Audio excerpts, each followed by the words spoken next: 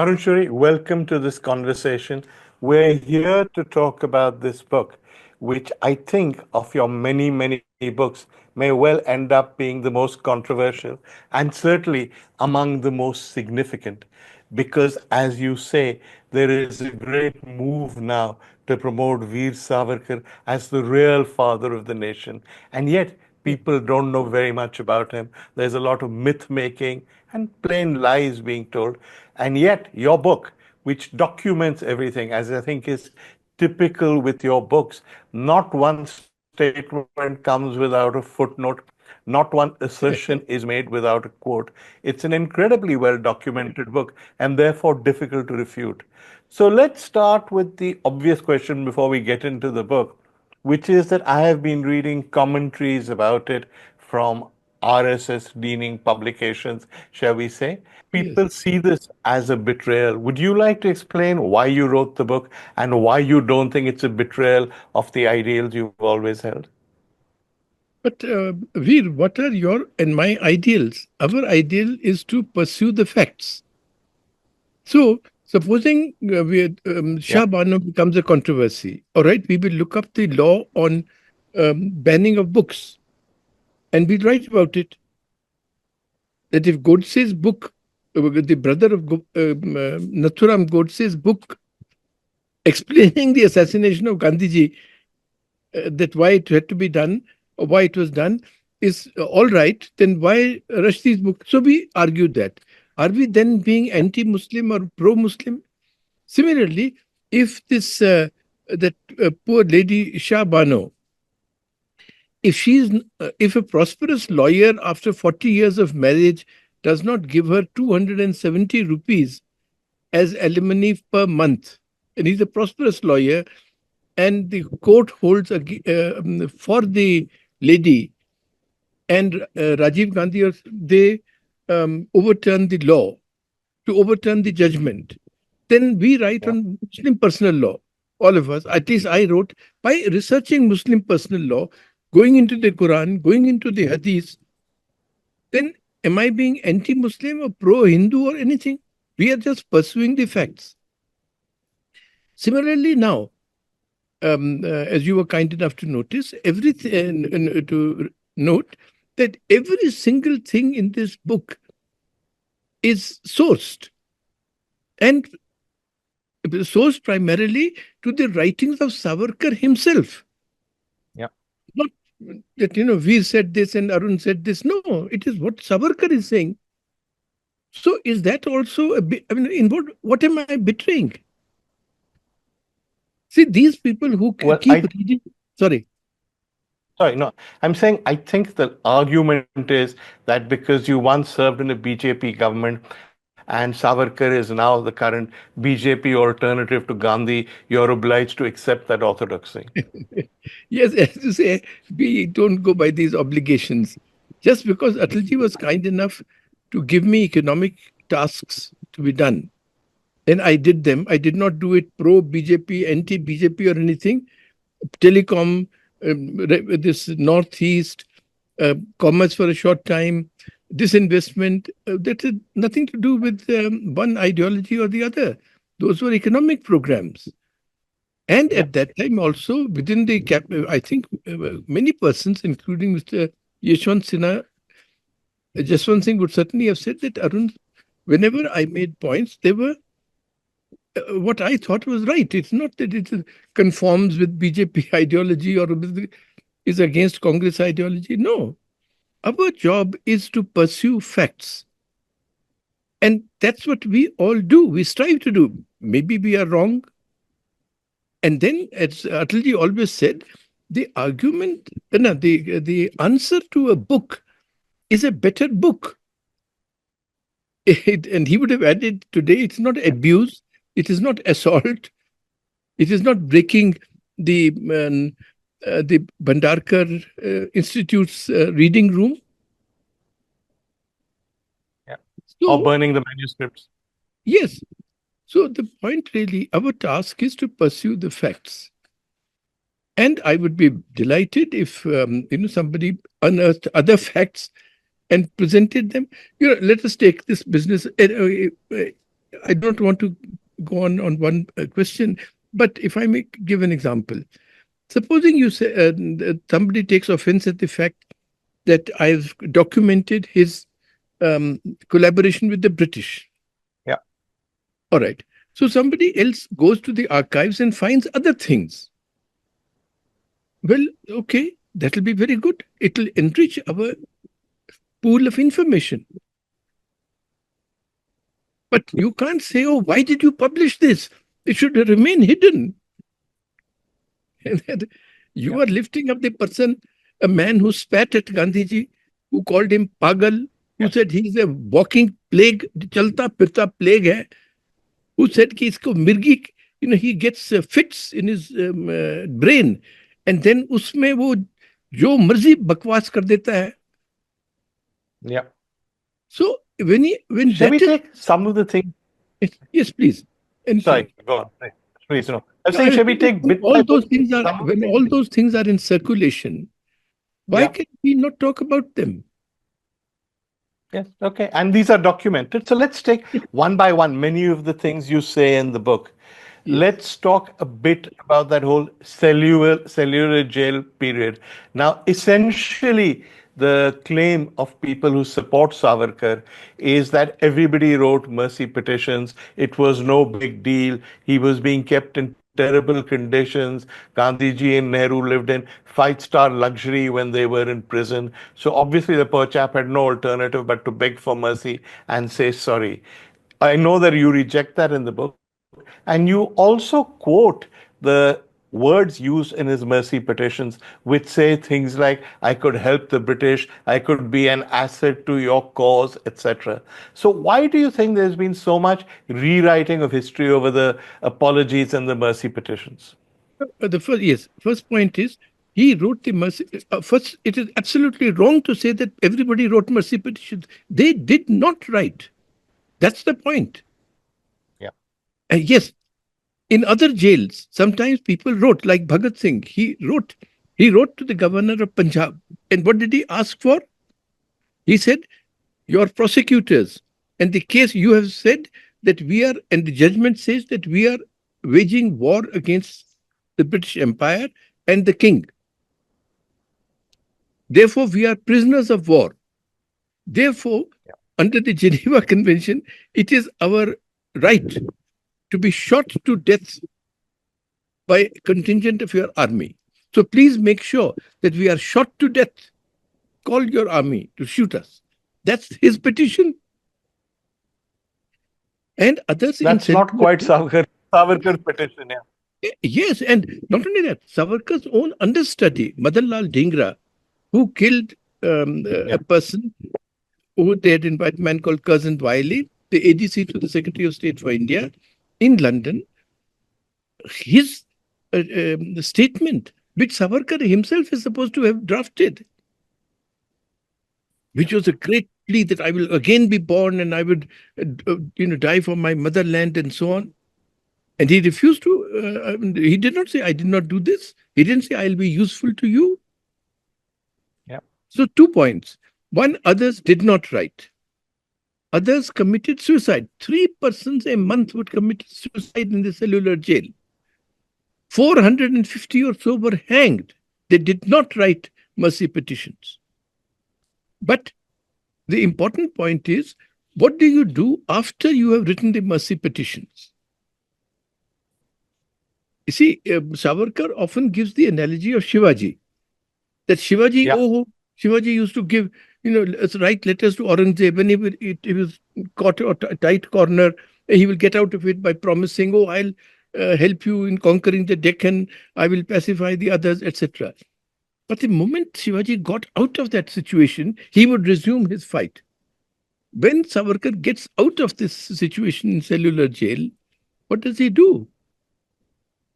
He lives up to his promises of being very useful to the British in propagating this two-nation theory, which is what they want, in abusing Gandhiji, in denouncing the Quit India movement, in trying to recruit soldiers for the British in the Second World War.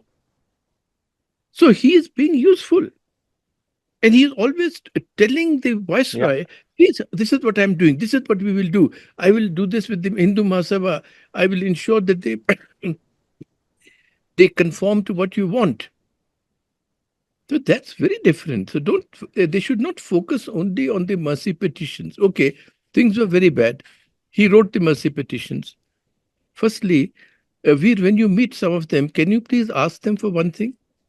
During his Yeah. stay, I don't want to minimize the difficulties he had or anybody there had, but during that Yeah. stay, can you please find out how much time did he spend in his cell and how much time did he spend was allowed to stay in the hospital? Just ask Yeah. them. Okay. Supposing they learn that he's yes, they will not know because actually he was told you can go to the hospital, stay there much more comfortable. You don't have to do that Kolu business. So I am not minimizing. And secondly, there's also the testimony of other persons who were there as to what um, I've quoted in one. There was a very famous Bengali revolutionary called Trilokanath. Yeah. You see his comment, and he says that the Savarkar brothers had become favorites of the jailers. Yeah. I saw that. And that therefore they would encourage us or impel us to go on strike, but when the time came, they would not join it. No, So many uh, th- explanations have been given about why Savarkar encouraged the strikes and didn't join them. And a lot of the reviews of your book from the yeah, right, no, no, they've no. offered many explanations for this. Yes, and what do? They are just reproducing the explanation that Savarkar himself has given. For instance, that I could then not have pleaded the case in the press. I could not have, got others to pass resolutions outside. I could not have given sufficient publicity to the condition of these. These are all Savarkar's own claims. And those things would be Yeah. valid for anybody who was there and who did not write mercy or who joined the strike. They also, if they had stayed out and been given some slight leniency by the jailers, they could have done the same things, but they didn't. So, but Yeah. what to You do? also, I mean, I want to come on the story also to this business about the INA and Netaji Subhash Chandra Bose. One of the arguments often made by Savarkar's defenders is that he's the guy who gave Netaji the idea of starting the INA, and they were always in touch and they were very close. You've debunked that quite comprehensively in the book, haven't Yes, you? because it's completely untrue. You see, actually, it's not only them. Again, they are swallowing and vomiting what Savarkar himself claimed. Yeah. When he was, 3 lectures in Pune, when he's winding up his organization, he claims this. It's not just that he gave him the idea, he gave him the entire blueprint. Yeah. You go, don't waste your time in Howell, getting a Howell monument removed in Calcutta. You escape from India, and then through the help of Germany and Japan, you raise an army from the POWs. Then you come through Burma. And when you come, I would by that time have primed the Indians in India. They will rise and revolt. And the Yeah. Indian soldiers in the British army will refuse to fire on your soldiers. And thereby they'll turn their rifles onto the British and India will be freed. So, entire blueprint. Hmm. But the fact, everything is wrong. Subhash Chandra Bose has himself described the meeting Yeah. in which he dismisses this, saying that this fellow, like Jinnah, was only he's getting a few things for his own constituents. Second, Subhash Bose has always been pleading much before, in fact, within the Congress, that we should seek the help of those who are the enemies of Britain. Then, when he goes to Germany, the Free India Legion has already been set up from the POWs which Germany had, and Hitler calls it a joke. Hmm. And Hitler, after keeping Bose waiting for 1 year, sends him, packs him off in a submarine to Japan. And to the Japanese, he says, no, no, don't worry. You focus on New Zealand, not on India. Yeah. So what is it? And then when the INA formation predates Subhash Chandra Bose's coming to Japan by Yeah. 2 years. Yeah. I think And most people don't realize that.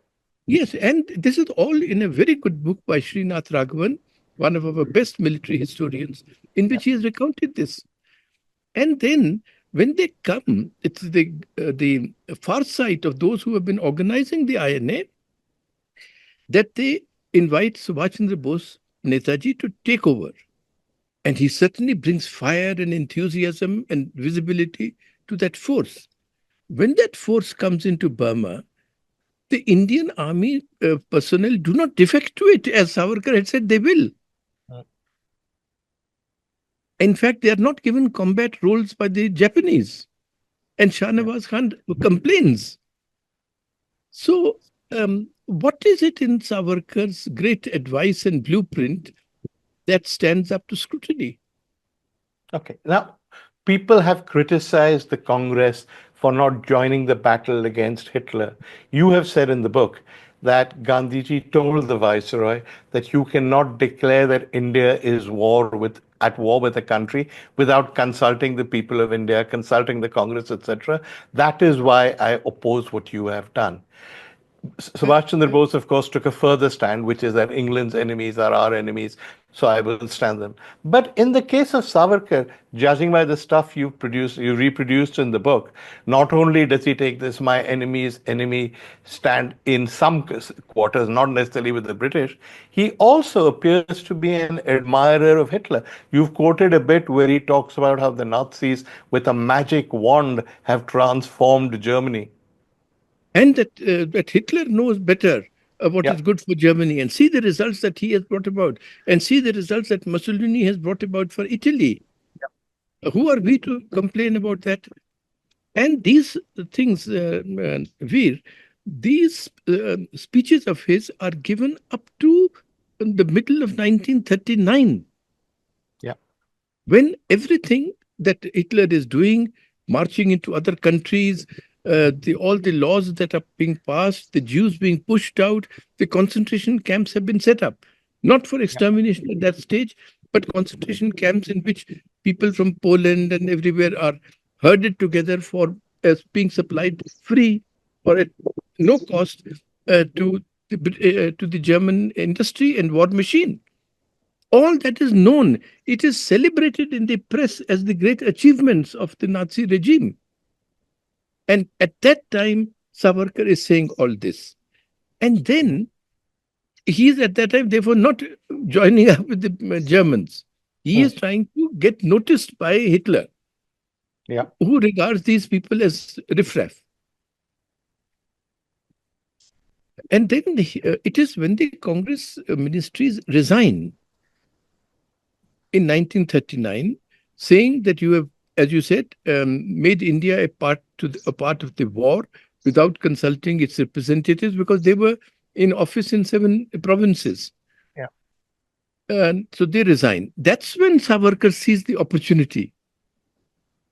And then, all this ingratiation with the viceroy and all start. So I don't know, these.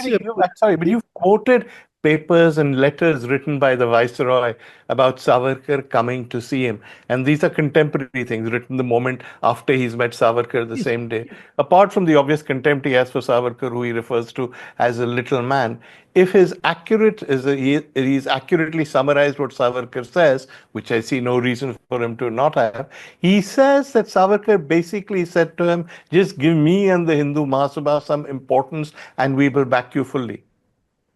yes.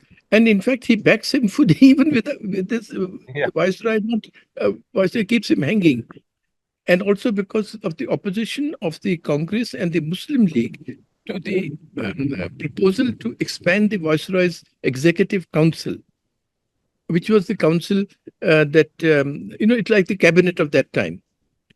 And therefore, that scheme is abandoned. And then, as all these notes in the British administration show, they came to realize that this fellow pretends all this, but he's not actually an effective foil, because he's a man of very little influence. and the Hindu Mahasabha is a marginal group. So anything we form with these people is not going to carry weight with the Indian people.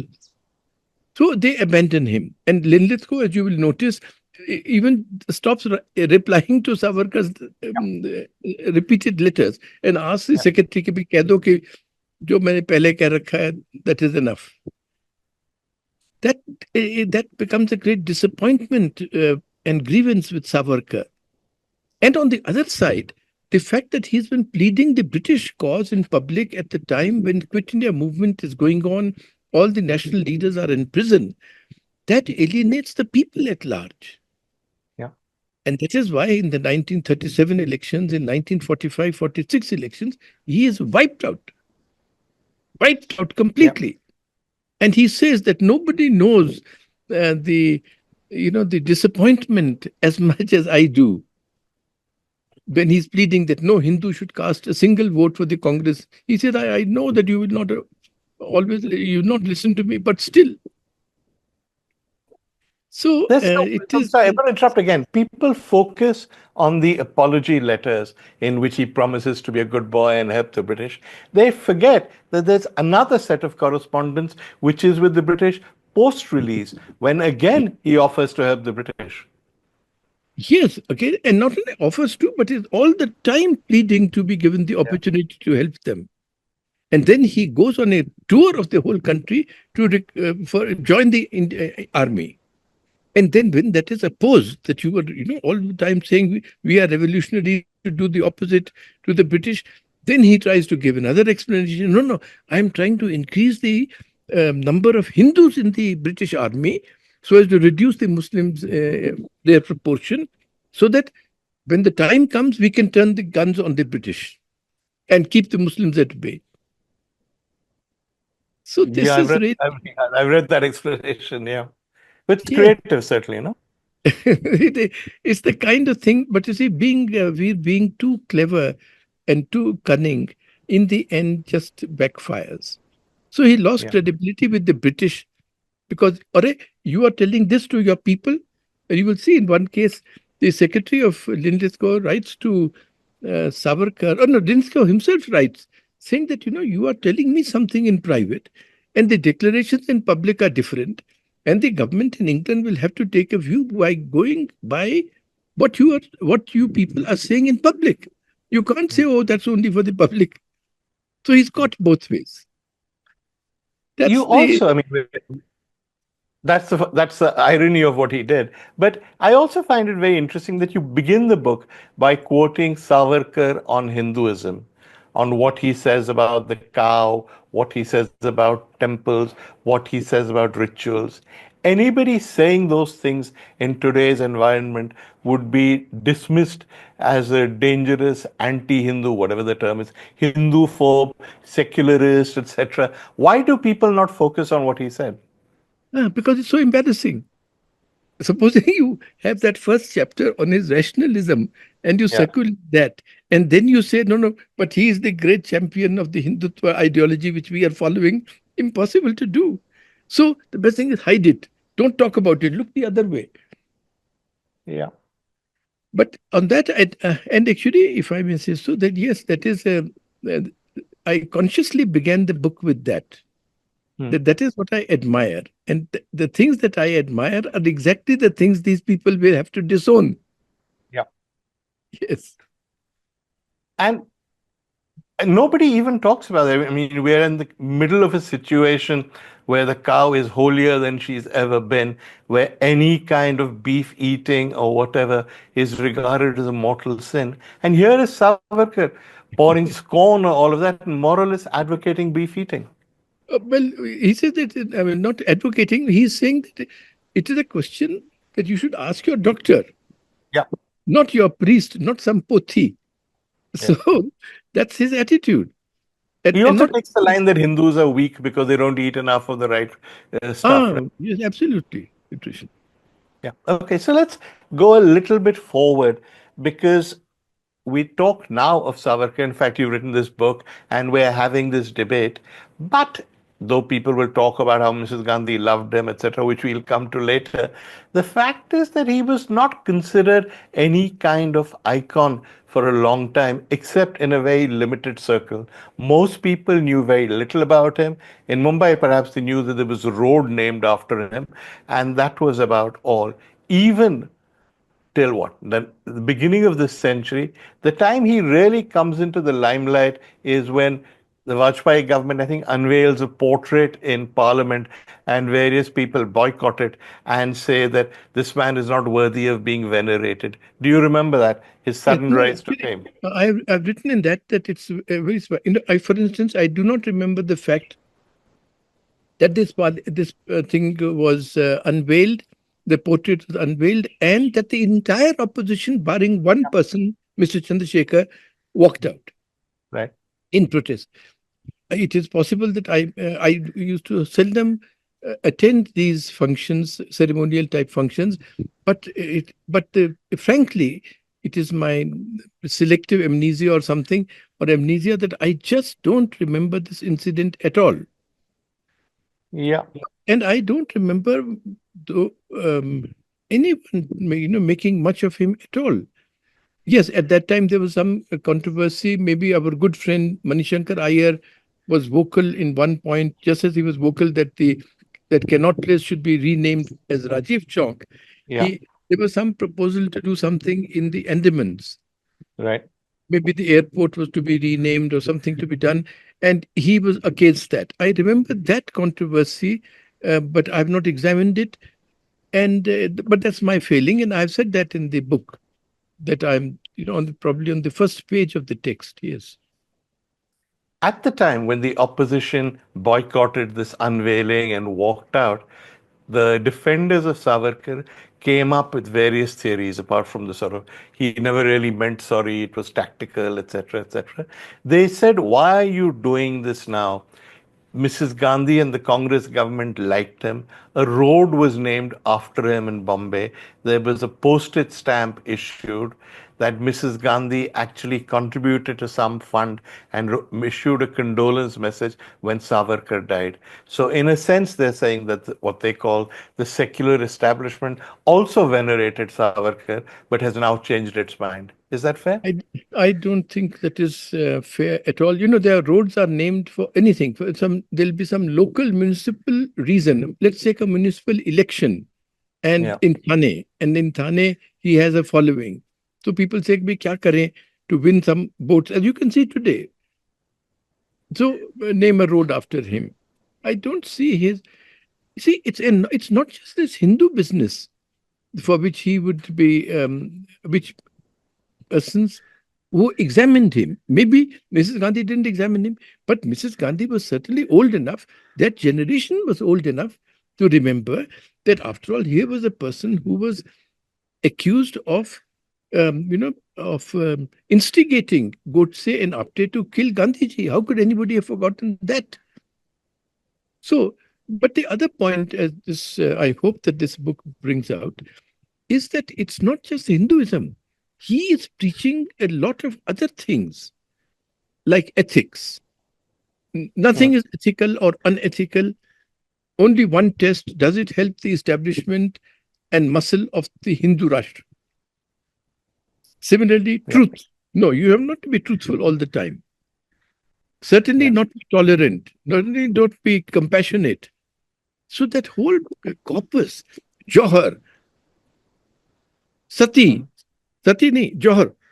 Then this business of eugenics, Nazi eugenics in India, that defective Yeah. children were, it is wonderful that these two Hindu republics used to kill them, examine them third month after birth. If there's any defect, kill. No Yeah. exceptions. All that he lauds. Those are the principles of the state. Supposing Mrs. Gandhi were today sitting and considering, or any secular fellow was sitting, and Vir Sanghvi and Arun examined the documents of Savarkar's own writings and took to them, look here, this is what the man stood for. I can't imagine them saying, अच्छा नहीं हम फिर भी उसको venerate करेंगे. I don't want to plead. Why do you think that? No, so I'm going to ask you, I mean, I'm aware of what you said. It's pretty damaging.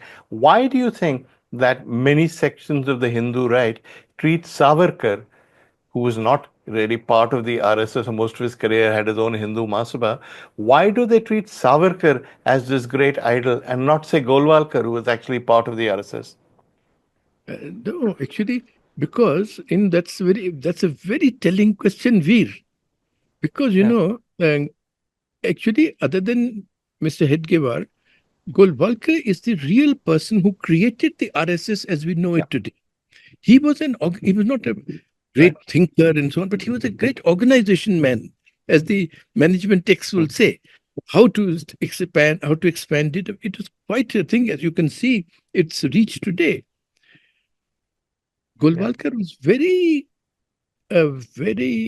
persistent in not letting Savarkar come too near the RSS. Okay, a local function is being yeah, held in Bombay or Pune, call him as the chief guest. He will give a speech and show him great respect, but no association. This they want to rub out. yeah, Actually, it was very astute of Golwalkar to have a person like this, keep him at a distance. If I may quote an example, a phrase of Mr. Ramnath Goenka, whom you have written so well about, he used to say कि नहीं yeah, नहीं ये इनको दूर से ही नमस्कार करो. yeah, You know, नमस्कार जरूर करो मगर जरा दूर से. So you have many photographs of the two of them sitting together at functions, but association, mm, no. yeah. And Golwalkar can give all sorts of reasons at that time. He will say, we are a social service organization. You are running a political party. I don't want political parties to, etc. So, yes, the RSS people are in their search for persons who denigrated Gandhiji and can be used to erase the memory of Gandhi. They are forgetting what Mr. Golwalkar himself was cautious enough to ensure. Yeah, that's a bit ironic. Also, now that we're talking about Savarkar and Gandhiji, one of the criticisms of your book, and I'm sure will be criticism of this interview, is that you show your bias. It's as a reviewer has said, by referring to Gandhi as Gandhiji, whereas poor old Savarkar is never called Savarkarji in your book. I always call Gandhiji Gandhiji. In fact, And you've written a book called Gandhiji's Way and Ours. You've written so much about Gandhiji and because focused on his work. you see, you have to uh, see the, I mean, see where Gandhiji was. Can you think of another Indian about whom Einstein would say, not you and me, but Einstein would say that generations to come will not believe that such a person existed. Yeah. That was his standing. And today we have a situation in which I'm sorry to say that even the Prime Minister said in a television interview that nobody knew of Gandhi till Attenborough made a film on him. That's Yeah, what I they saw want that. us to think. That's what they want us to think. And so Savarkar is nobody in the way of Gandhiji's conception of humanity, of the type of consumerism, how we should stay away from it, of the type of situation India should, state and society India should be, etc. So how can the two be compared? Yes, I always refer to Panditji as Panditji, not as Jawaharlal Nehru, because we grew up thinking of him as Panditji. But you I always always refer to Vajpayee as Atalji also, I've Atalji noticed. also always. And I do not Yeah. refer And to, Advaniji. I never said Vallabhbhai Patel. I always said the Sardar Yes. Patel, not only in this book, but in my own mind, because their Yeah. contribution to India, to saving India after the partition, to integrating the states, to giving a constitution. I mean, um, these are immeasurable by any standard. And what is Yeah. Savarkar's contribution? Well, in retrospect, a lot, judging by the way history is being rewritten, but perhaps not at this point. the time. But since we've brought up Gandhiji and we brought up Savarkar, I have to ask you the obvious question.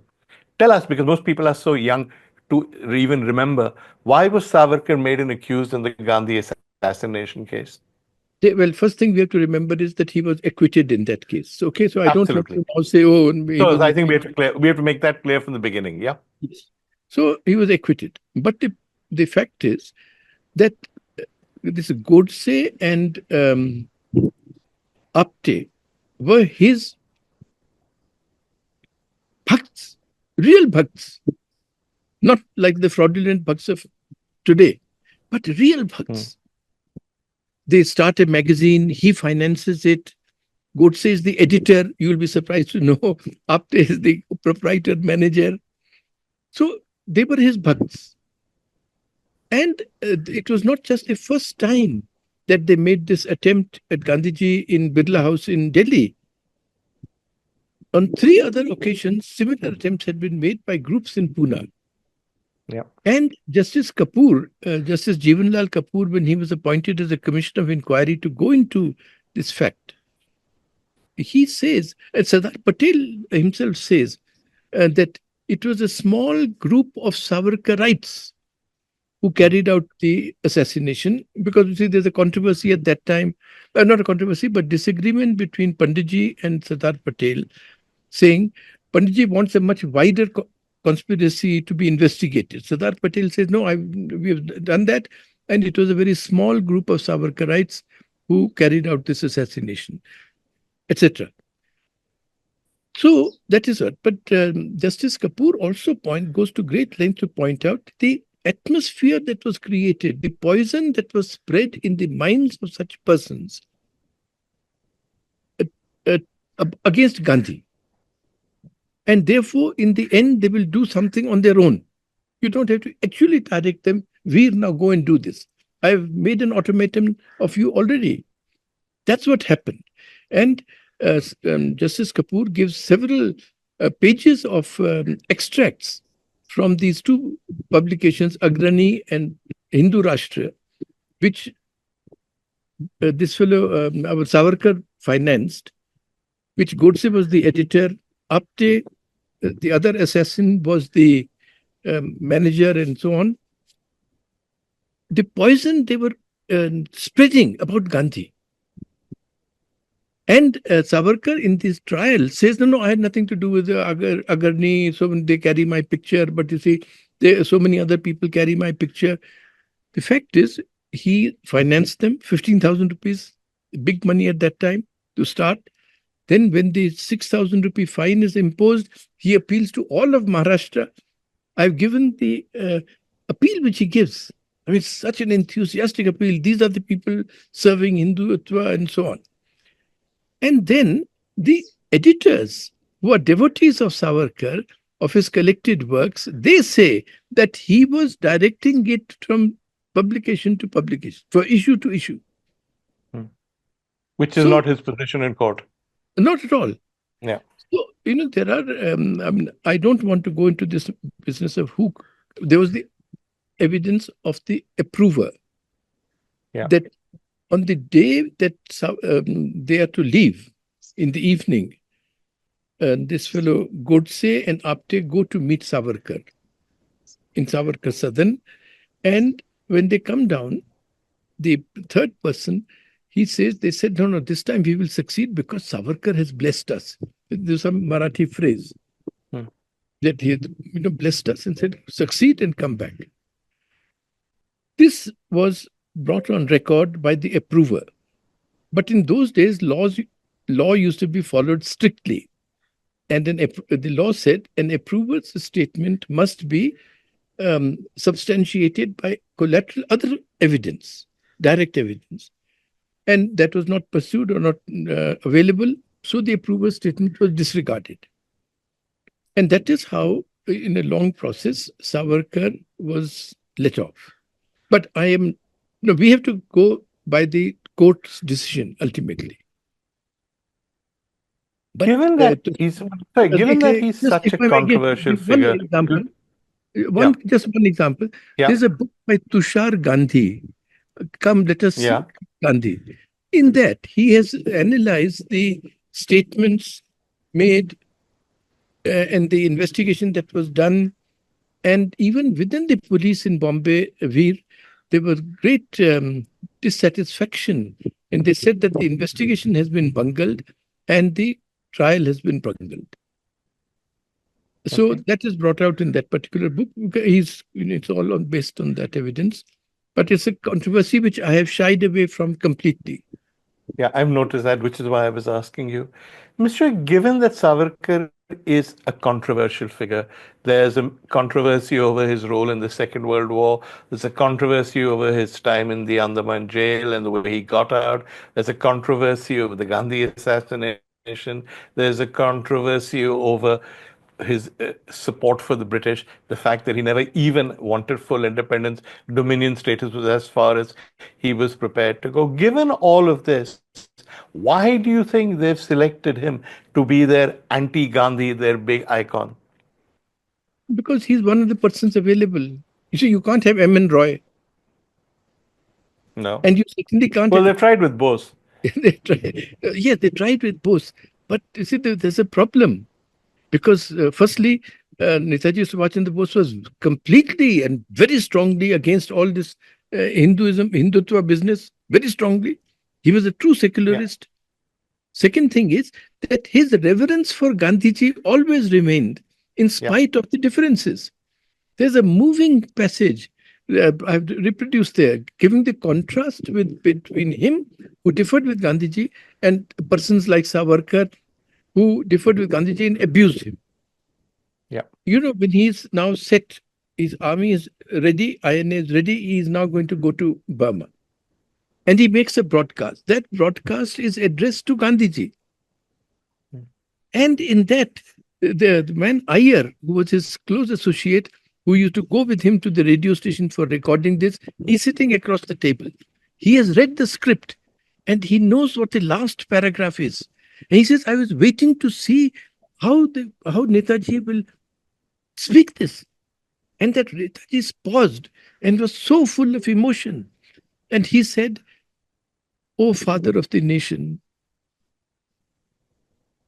we seek your blessings in this endeavor, etc. It's such a moving passage.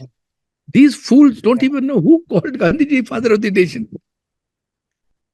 You know, many of these chaps keep saying it's Netaji, whom they're trying to appropriate. So Netaji's reference to Gandhiji does. Yeah, so Netaji doesn't really fit the bill, but why not Golwalkar? Well, you know that. Why Savarkar? Then probably Golwalkar's views, at least as expressed, but not as extreme as Savarkar. And Yeah. Golwalkar would not be found to be spitting on Gandhiji. Right. Savarkar, yes. See, the project is to erase Savarkar, to erase Gandhiji. Erase Gandhiji. Therefore, Savarkar. Therefore, persons who abuse Savarkar. Now, they can't say communists. Communists were abusing him. Yeah. They can't say Netaji. Netaji was not abusing him. So, Savarkar. And in the fullest confidence that nobody knows what Savarkar actually said and wrote. Yep. And they believe whatever they read about him. But listen, No, when they you read wrote whatever this is book, put up. and Whatever, sorry. Not what they, when you what wrote they this, read. when you wrote this book, you must have been aware this is a brave book to write in the current climate. Yes, but our job is to write it. And I just hope that people who disagree with it will follow Atalji's advice that the answer to a book is a better book. You're And not afraid? I mean, not just of governmental retribution, but say people coming and doing what they did to the Bhandarkar Institute, things like that? well, I can only hope it would not come to that. They have easier ways of just refuting. As they say, if I am wrong on facts, they can refute the facts. If they were to resort to physical violence or to abuse, as they do, then it would just be an announcement that they don't have the facts on their side. Yeah, sadly true. Mr. Shourie, thank you so much. It's a work of great scholarship, astonishing research, and I hope it's widely read. Thank you so much for doing this. Thank you, Vir. Thank you always. Thank you to Shakers, the print, and to all of you. Thank you. Thank you. Thank you. Bye.